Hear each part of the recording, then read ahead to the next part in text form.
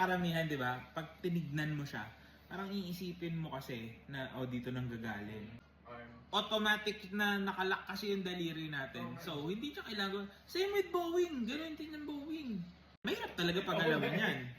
Diba? Kasi hindi naman doon ang motion. Ang motion nandun sa movement, sa back and forth movement.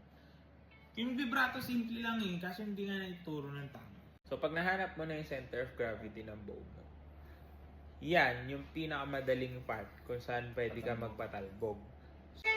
Ayun na, tumatalbog na siya. Diba?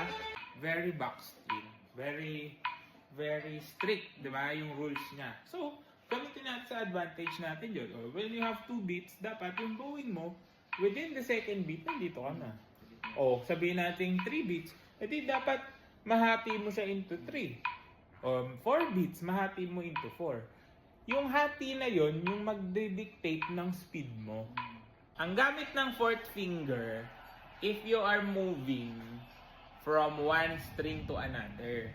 Ngayon, pag ascending ka, susunod na note mo, dapat open. Bakit? To check intonation kung tama ka dun sa string na yon.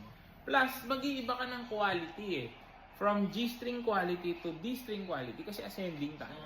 Pag descending yon, gumagamit ng 4 para maiwasan natin yung pagsigaw ng note. Kasi yung susunod mo, sigurado iba na yung quality. So, yun ang use ng fourth finger.